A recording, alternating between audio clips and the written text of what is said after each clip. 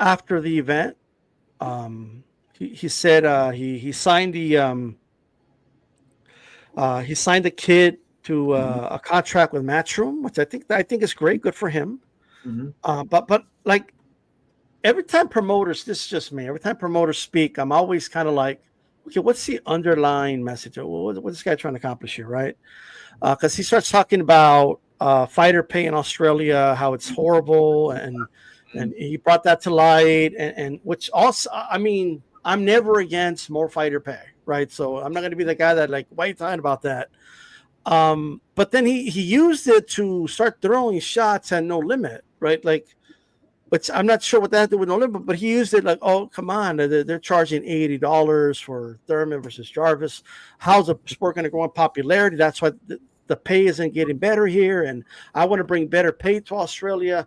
It all sounds great, like, you know what I mean? Mm. But what do you think the end goal is? Because there's always something more to it. Like, it's not Eddie Hearn just out of the kindness of his heart just wants to come give money to his fighters in Australia. I think I think he wants to be in the position No Limits in, it looks like, as a dominant force in Australian boxing. And I don't know what his plan is exactly, but that's what it sounds like to me. It was strange comments, wasn't it? Because especially considering that Jake Wiley was scheduled to fight 3 weeks later on a no limit show against Joel Taylor here in Australia on the, I think it was on the Zoo and Spencer card.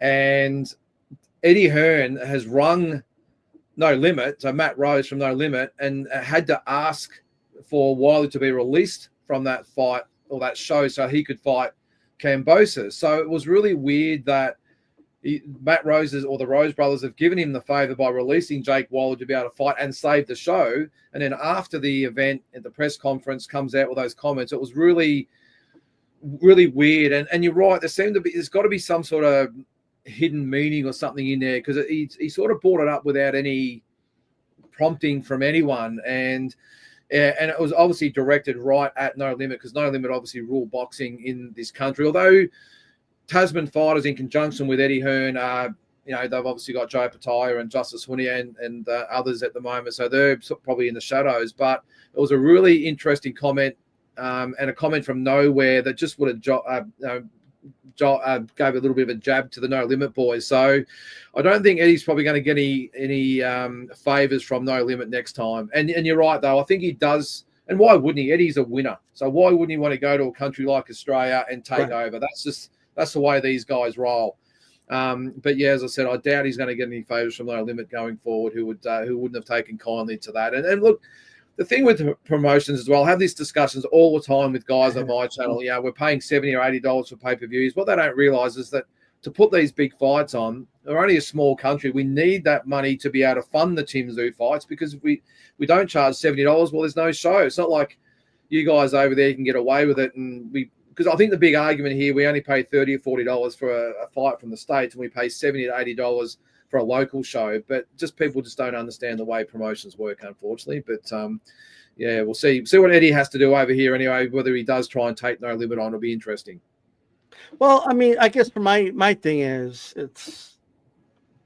I think he announced he's going to give the kid a contract for PR reasons. Because what's that money to Eddie? It's whatever. Right? He's like, well, I'll need guys for my cards anyway, so I'll throw him in there with one of my other guys or something, right?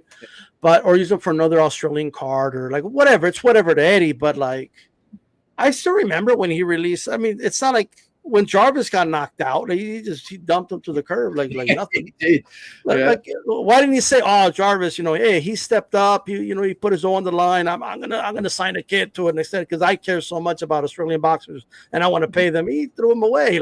Well, same as Liam Paro. A little bit of, I know Liam sort of walked, but he was gone as well.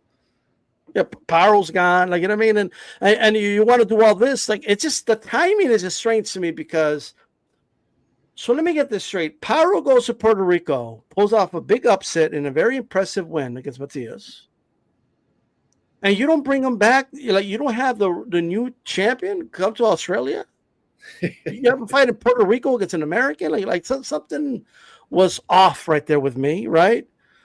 So that's why I'm saying I just think the timing is a little There's just something up with the timing for me, right? I think that from what I heard with the Paro fight and Hitchens fight in Puerto Rico is that they obviously expected Subriel Matias to beat Liam Paro. There might have been a government funding grant type of situation for Eddie, and he had a 2-fight deal with Puerto Rico to bring Subriel Matias back to maybe fight Hitchens after he'd been done with Paro. Of course, that went pear-shaped, and maybe they held him to the 2-fight deal. Although I don't know why. You wouldn't you have thought the Puerto Rican government would have said, Eddie, don't worry about the 2-fight agreement, mate. Just see you later. And he would have brought him to Australia. It would have been massive.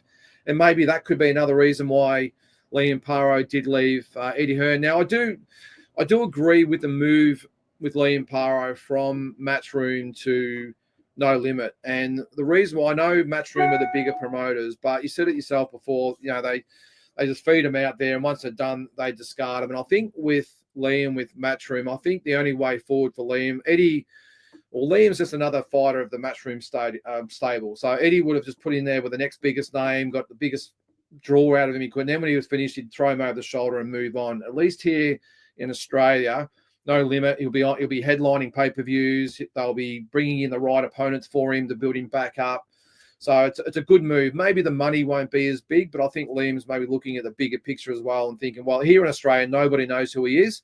With No Limit, that'll change because he'll be headlining. I think he's actually penciled in for June the 11th, I think, up in Cairns in far north Queensland as a pay-per-view. And I think Nikita might be on the undercard of that as well. So all of a sudden, they're going to try and build his profile. Where if he's a Matchroom fighter, he'll be fighting all over the world on different cards, and no one would know who he is against some really tough fighters. So I welcome the move from Liam Paro, and also with the whole arrangement, he can still work in with Eddie with the Kambosos fight maybe down the track, but I think it makes a lot of sense for his career at this stage.